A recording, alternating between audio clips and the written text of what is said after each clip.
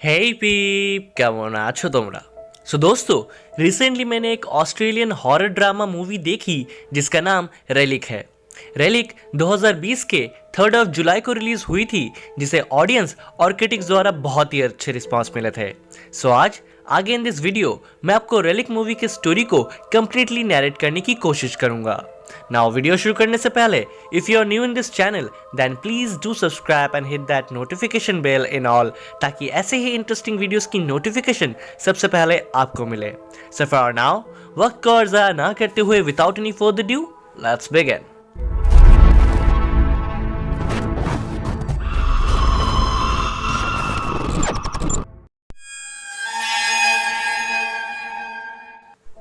So in the first scene of the movie हम एक बड़े से घर में एक बुजुर्ग औरत को देख पाते हैं जिनका नाम एडना था।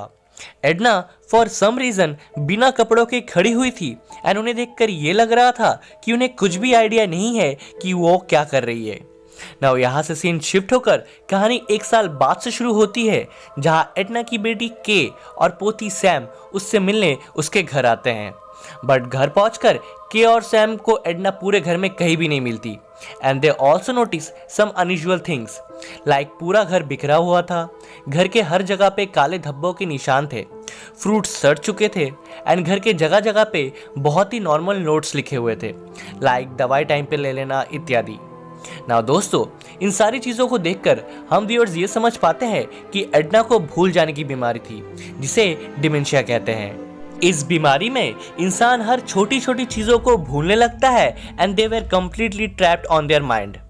नाउ एडना के ना मिलने पर के पुलिस स्टेशन में एक मिसिंग कंप्लेंट लिखाती है एंड ये सब मिलकर चारों तरफ जंगल में एडना को ढूंढते हैं, बट एडना इन्हें कहीं भी नहीं मिलती।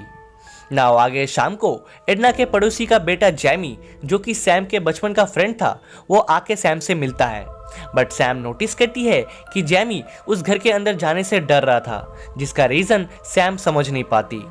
नाउ आगे रात को के और सैम को उस घर के हॉल रूम के वॉल के दूसरे साइड से अजीबोगरीब आवाजें आती है एंड दे नोटिस कि उस वॉल पे भी कई जगहों पे काले धब्बों के निशान थे। नाउ रात को सोने के बाद के को एक अजीब सा सपना आता है जिसमें वो एक पुराने से कॉटेज जैसे घर में एक बूढ़े आदमी को देख पाती है। नाउ सडनली वो देखती है कि वो बूढ़ा आदमी अचानक से काला पड़ जाता है, मानो वो धीरे धीरे सड़ रहा हो, और उसकी डेथ हो जाती है। नाउ नेक्स्ट डे मॉर्निंग जब के की नींद टूटती है तो वो देखती है कि सडनली एडना घर वापस आ गई थी और वो चाय बना रही थी। नाउ के जब एडना से पूछती है कि वो कहाँ गायब थी, तो एडना बोलती है कि उसे कुछ भी याद नहीं है and as per we know कि एडना को भूल जाने की बीमारी थी, अर्थात डिमेंशिया, सो उसका कुछ भी याद रखना लाजमी नहीं था। नाउ एक डॉक्टर आके एडना को अच्छी तरीके से चेक करती है and surprisingly she was completely fine. बस एडना के नेक के नीचे एक अजीब से काले धब्बे का निशान था, जो डॉक्टर के पूछने पर एडना उसका जवाब नहीं देती एंड वो बोलती है कि शी वॉज कम्प्लीटली फाइन। अपनी माँ एडना की ये मानसिक स्थिति देख के ये डिसाइड करती है कि वो उन्हें एक ओल्ड एज होम में भर्ती कर देगी, कॉज के शहर में अपने माँ से दूर जॉब करती थी एंड उसके लाइफ बहुत ही बिजी थी, जिसकी वजह से वो अपनी मॉम का प्रॉपर तरीके से ध्यान नहीं रख पा रही थी। सो ओल्ड एज होम ही एक बेटर ऑप्शन है।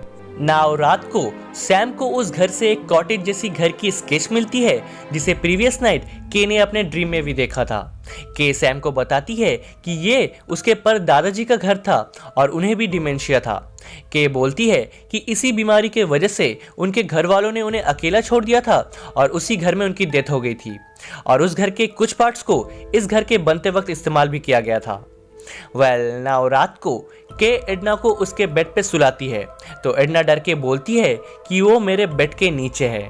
एडना के बोलने पर के भी बेड के नीचे देखती है, जहाँ उसे अंधेरे में सच में कोई चीज़ हिलती हुई नजर आती है, बट तभी एडना के सर पे एक बुक फेंक देती है जिससे के बेहद नाराज हो जाती है, बट फिर से एडना ऐसा रिएक्ट करती है जैसे उसने कुछ किया ही ना हो। नाउ के समझ जाती है कि डे बाय डे एडना का डिमेंशिया बद से बदतर होता जा रहा था, इसलिए के नेक्स्ट डे ही मेलबर्न जाकर एक अच्छे कॉस्टली से ओल्ड एज होम में बात करती है। के को वहाँ के फैसिलिटीज पसंद आती है और वो ना चाहते हुए भी अपने मॉम एडना के लिए एक रूम बुक कर लेती है। नाउ इधर दूसरी तरफ हम व्यूअर्स देखते हैं कि घर में एडना अपनी पोती सैम के साथ डांस कर रही होती है and surprisingly she was very happy. But फिर अगले ही क्षण एडना अचानक से सैम पे गुस्सा करने लगती है एंड वो बेहद वायलेंट हो जाती है। यहाँ एडना को देखकर हमें ऐसा प्रतीत होता है कि एडना के अंदर मानो दो पर्सनालिटीज हो।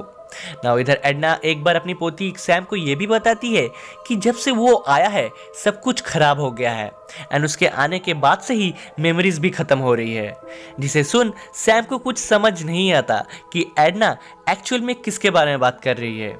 नाउ आगे सैम अपने फ्रेंड जैमी से मिलने उसके घर जाती है, जहां जैमी के फादर से उसे ये पता चलता है कि कई महीनों पहले जैमी एडना के साथ उसके घर में हाइड एंड सीक खेल रहा था, जहां एडना ने उसे कबर्ड में लॉक कर दिया था और कई घंटों बाद जैमी के घर वालों ने उसे ढूंढ कर निकाला था और तब से ही जैमी उस घर में जाने से डरता है।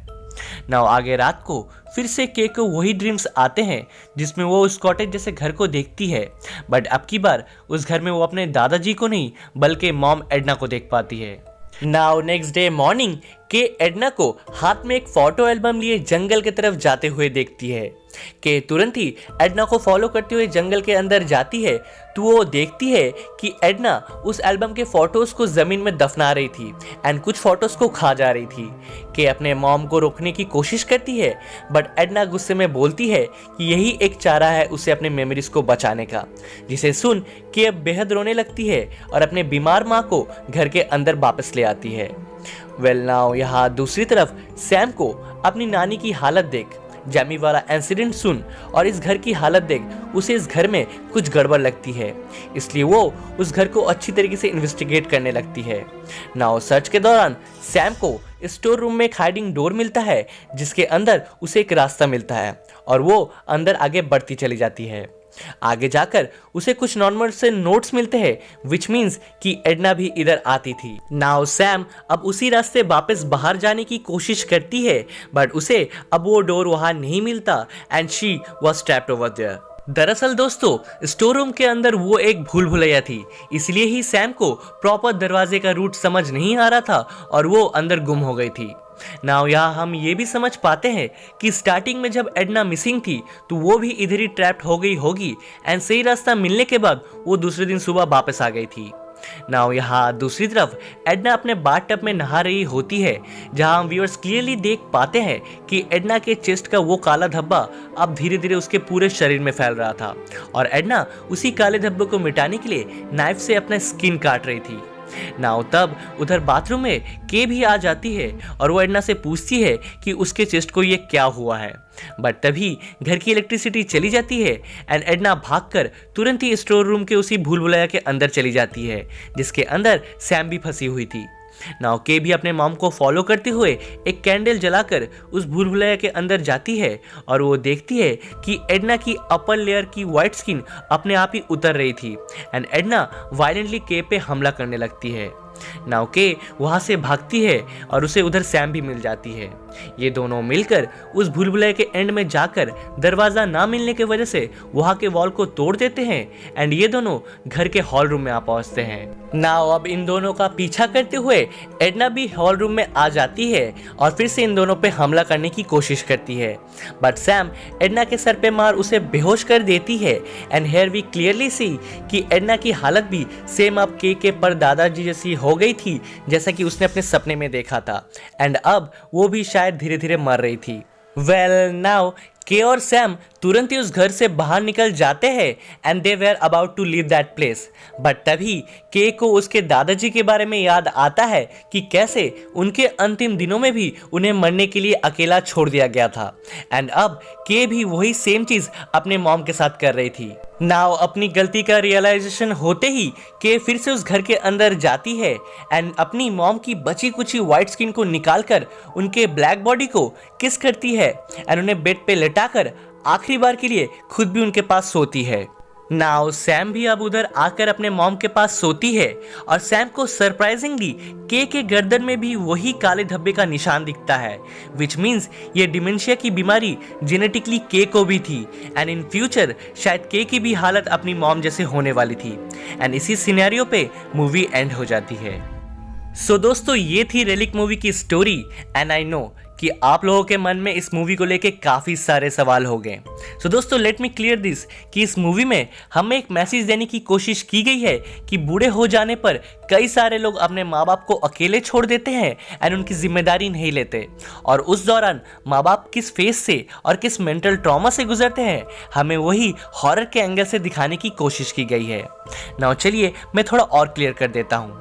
सो मूवी में एडना जो बार बार बोलती है कि उसके आने के बाद से उसकी मेमोरीज खत्म हो रही है, तो एडना वो अपनी बीमारी डिमेंशिया को पॉइंट कर रही है, अर्थात डिमेंशिया के वजह से उसकी सारी मेमोरीज धीरे धीरे जा रही है। एंड वो काले धब्बे और कुछ नहीं बल्कि एडना के बुढ़ापे और अकेलेपन को दर्शाता है कि किस तरीके से अकेले रहने के वजह से एडना वक्त से पहले अंदर ही अंदर घुट घुट के मर रही है। नाउ वो स्टोर रूम वाला भूल भुलैया भी एडना की मानसिक स्थिति को दर्शाता है कि किस तरीके से वो बुढ़ापे में सब कुछ भूल जाने के वजह से खुद ही खुद में उलझ के ट्रैप्ड होके रह गई थी अपने माइंड में। नाउ लास्ट सीन में हमने जिस ब्लैक एडना को देखा वो बुजुर्गों के अंतिम क्षणों को दर्शाता है कि किस तरीके से माँ बाप के बूढ़े हो जाने के बाद हम उन्हें प्रॉब्लम मानकर उनकी देखभाल नहीं करते हैं और उन्हें अकेला छोड़ देते हैं। नाउ जैसा कि हमने लास्ट सीन में देखा कि के भी वही गलती करने जा रही थी, but in the end moment उसे अपनी गलती का रियलाइजेशन होता है और वो वापस अपने मॉम के पास जाती है। दोस्तों हमें रेलिक मूवी में एक बहुत ही अच्छे सोशल मैसेज को हॉरर के एंगल से ब्यूटीफुली पोर्ट्रेट किया गया है, which I absolutely loved it. Now movie हो सकता है कि आपको कई जगहों पे बोरिंग लगे, बट फिर भी मैं आपको ये मूवी देखने के लिए एक बार रिकमेंडेशन जरूर दूंगा। Now I want to say something about this topic कि दोस्तों एक चीज़ हमेशा याद रखना कि ज़िंदगी में करियर, फ्यूचर, गर्लफ्रेंड, बॉयफ्रेंड, यार, दोस्त, रिश्तेदार, हर चीज़ दोबारा मिल सकती है, पर माँ बाप नहीं। They are precious. उन्होंने जितना तुम्हारे लिए किया है तुम उसका मूल कभी चुका तो नहीं सकते, बट एटलीस्ट तुम अपने माँ बाप के प्रति अपना कर्तव्य तो पूरा कर ही सकते हो। धन्यवाद। सो दैट्स इट फ्रेंड्स, आज के लिए बस इतना ही। सो अगर आपको ये वीडियो जरा सी भी पसंद आई हो तो इसे लाइक और अपने दोस्तों के संग शेयर जरूर करें। एंड अगर आप मेरी आवाज़ पहली बार सुन रहे हो और इस चैनल पे नए हो तो नीचे उस लाल वाले बटन को क्लिक करके हमारे चैनल को सब्सक्राइब कर ले और पास में उस घंटे को भी बजा दे ताकि इस चैनल से ऐसे ही इंटरेस्टिंग वीडियोज़ की नोटिफिकेशन सबसे पहले आपको मिले। So don't forget to subscribe, वरना यू नो ना माता रानी पाप लगाएगी। Now come to the today shout out. तो आज का हमारा शाउट आउट जाता है अपर्णा शर्मा को, जिन्होंने हमारे पिछले वीडियो के सवाल के सही जवाब को सबसे पहले दिया था। So today shout out goes to Aparna Sharma. Now आज का हमारा शाउट आउट सवाल यह है कि मैंने इस वीडियो में कितनी बार डिमेंशिया शब्द का उपयोग किया है। आपको इसका जवाब हमें नीचे कमेंट बॉक्स में कमेंट करके बताना है। सबसे पहले से जवाब देने वाले को अगले वीडियो में शाउट आउट मिलेगा। नाउ तब तक के लिए मिलता हूं मैं आपसे नेक्स्ट वीडियो में। Till then help others, spread love and piece.